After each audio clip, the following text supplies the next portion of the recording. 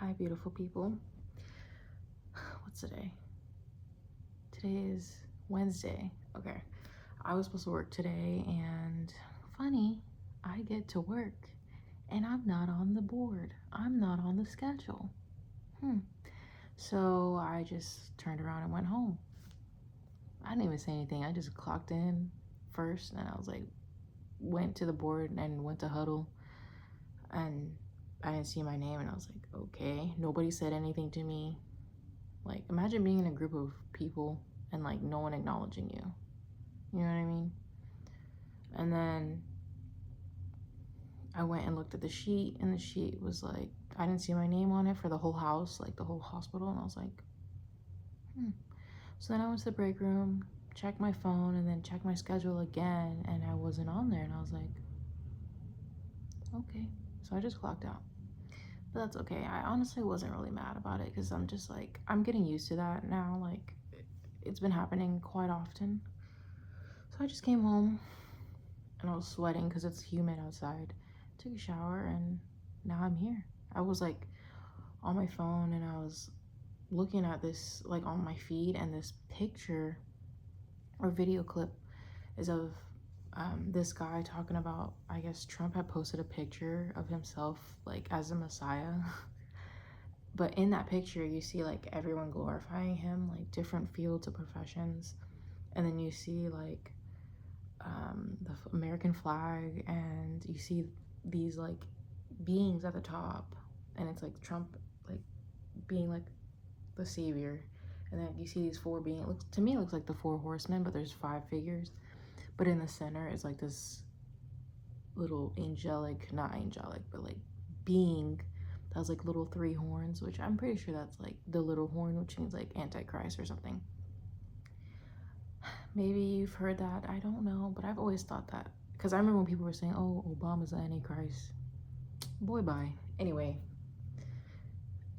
I was watching that, and like they were talking about how like things are going right now, and like how the economy is really bad and people are struggling. And I'm like, yeah, I see that, going through it myself. But anyway, last night before bed, I was reading my Bible, and I'm on Matthew 24, and I was pretty sleepy and I was reading it, but I want to read it now because, funny enough, after watching that video, I had my Bible in front of me because I was like, I'm already off of work.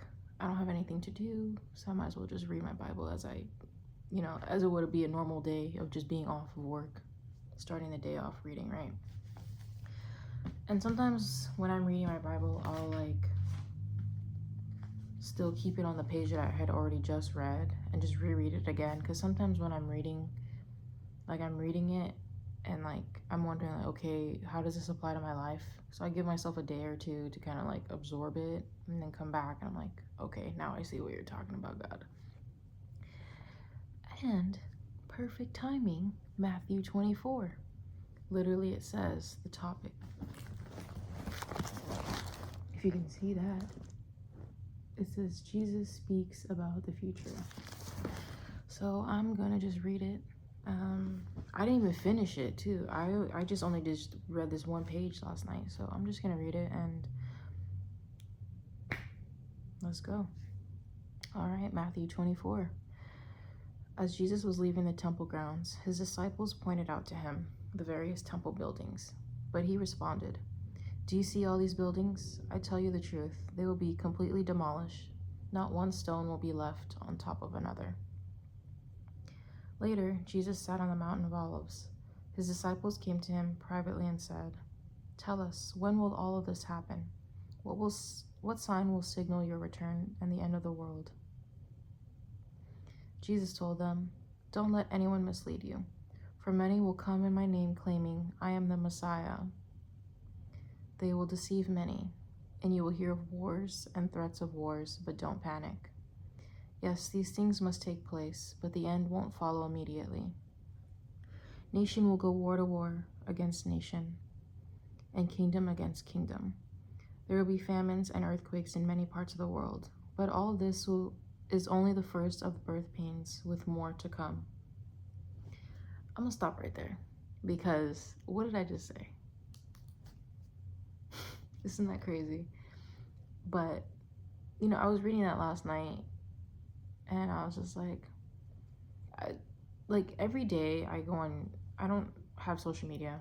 I just have YouTube and like some streaming stuff like SoundCloud and like Apple Music, whatever.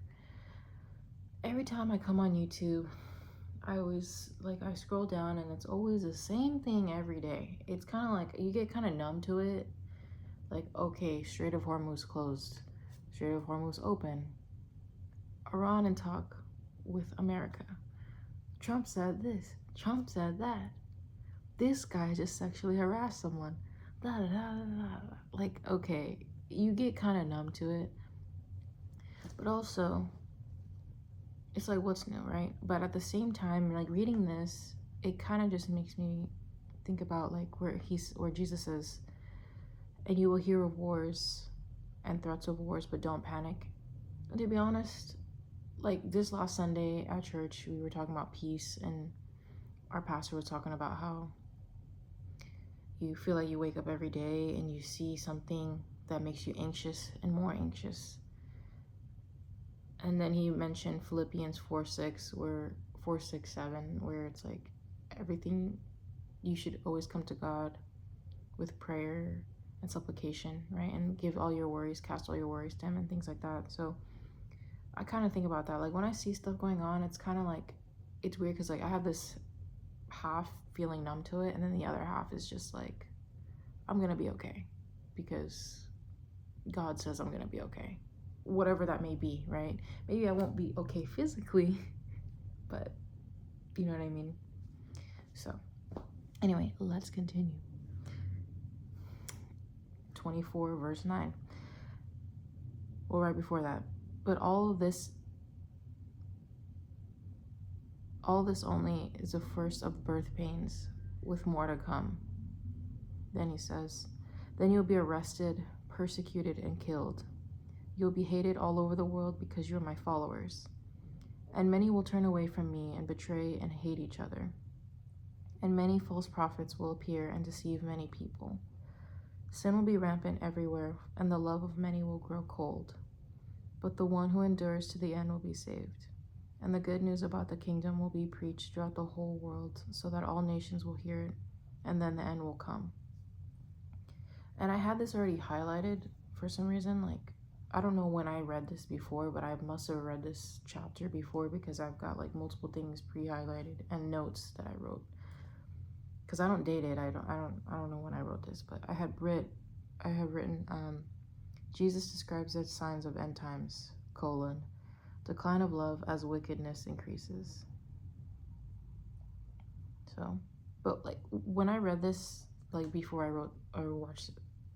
recorded this video, I was kind of feeling like just the part about you'll be arrested, persecuted, and killed. You'll be hated all over the world because you're my followers. I mean, here in America, we don't really necessarily deal with that technically. I mean, we do deal with the hate of, you know, as believers, right, and followers of Jesus. People still hate on you because they're like, oh, this person thinks that they're righteous, or there is no God, or, you know, just hating. But the persecution, being arrested and being killed, I'm pretty sure that's happening right now in Africa and in different parts of the world, and in, what is it, the 4 corridors or something like that. I don't remember. I just know that it's happening somewhere. Not at the top of my head, sorry, but respect to those who are going through that persecution, giving their lives up for what they believe in. But I mean, even just the many false prophets will appear and deceive many people. Like, I don't know if you guys see this, but on like YouTube, even on other social medias, like you'll see people saying, oh, prophetic message, and like just saying things about like random topics, like, oh, your husband will be coming this day, or God says that, you know, like this is when the end time is, and just all these little prophetic messages. I just feel like I feel like if you're really a true Christian or whatever, or a true follower of Christ, I'm not even gonna say Christian because that's just a general term now, I feel like. and it should be holding weight, but people aren't treating it with that. And I mean, me too at times, okay? But I'm only human. But like, people shouldn't even be posting those prophetic things. Like, just, we have our prophets. They're already here. This is enough. And we've had them in the past, right? Samuel and all those different ones. Like, people just coming on the internet telling you, oh, tomorrow you're gonna be winning $1 million, or you're gonna be losing your job tomorrow, like, or this guy's gonna marry you tomorrow, or like, just stop. But anyway, here we go, continuing verse 15. I know the video is getting long, but hey, if you're still here, hey. Okay. The day is coming when you will see what Daniel the prophet spoke about. See what I just... The sacrilegious object that causes desecration, standing in the holy place. And in parentheses it says, reader, pay attention. Then those in Judea must flee to the hills. A person out on the deck of a roof must not go down into the house to pack. A person out in the field must not even return to get a coat. How terrible it will be for pregnant women and for nursing mothers in those days. And pray that your flight will not be in winter or on Sabbath, for there will be greater anguish than at any time since the world began, and it will never be so great again. It's crazy because I have that highlighted, and it says in the sidebar that I wrote a note saying great tribulation. Bro, I'm scared.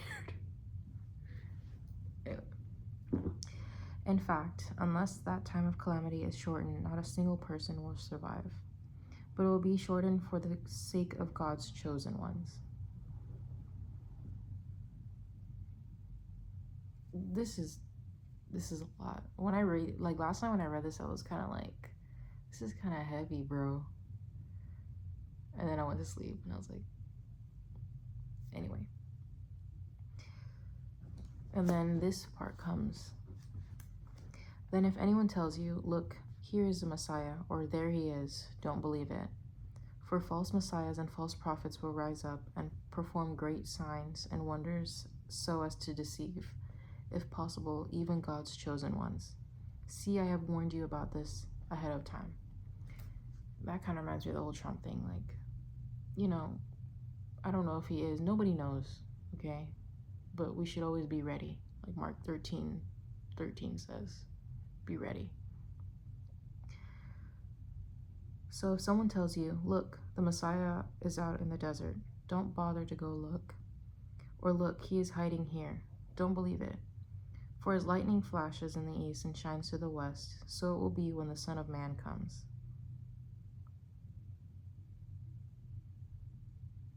Just as the gathering of vultures shows there is a carcass nearby, so these signs indicate that the end is near.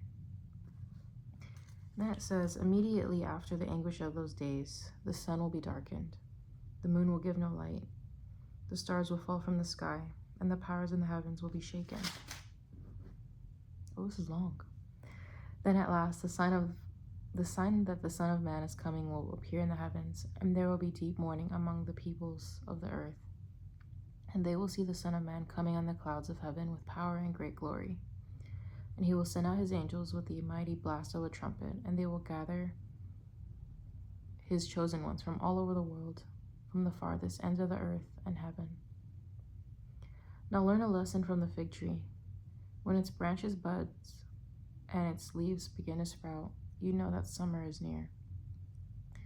In the same way, when you see all these things, you can know that his return is very near, right at the door. I tell you the truth, this generation will not pass from the scene until all these things take place. Heaven and earth will disappear, but my words will never disappear. You know, that specific... I'm gonna cry. Okay. I have this highlighted. However, no one knows the day or hour when these things will happen. Not even the angels in heaven or the Son himself. Only the Father knows. When the Son of Man returns, it will be like it was in Noah's day.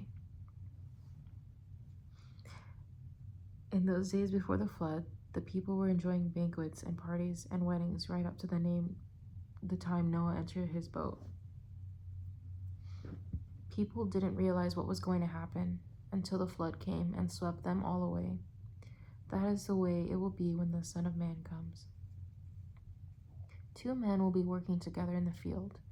One will be taken, the other left. 2 women will be grinding flour at the mill. One will be taken, the other left. So you too must keep watch, for you don't know what day your Lord is coming. Understand this. If a homeowner knew exactly when a burglar was coming, he would keep watch and not permit his house to be broken into. You also must be ready all the time, for the Son of Man will come when least expected.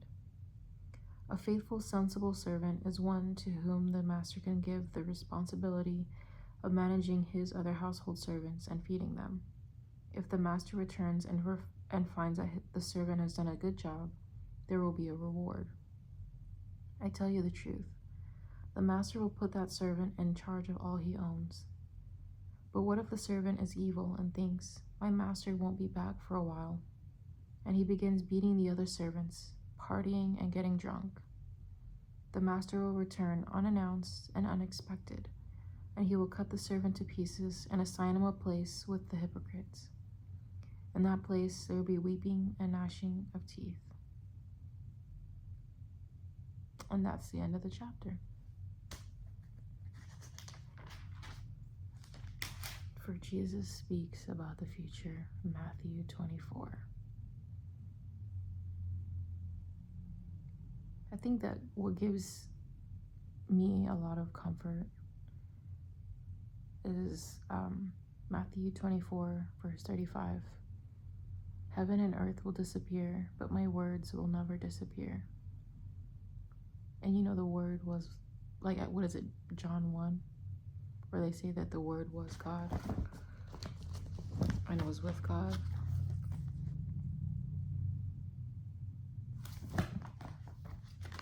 That's later on, actually.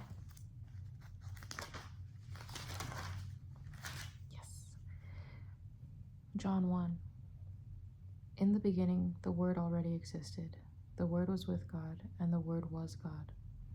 He existed in the beginning with God, and God created everything through him. And nothing was created except through him. The Word gave life to everything that was created, and his life brought light to everyone. The light shines in the darkness, and the darkness can never extinguish it. John 1, verse 1 through 5.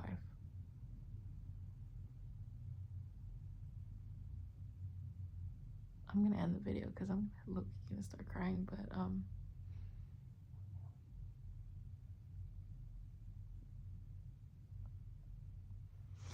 yeah. Thanks for watching.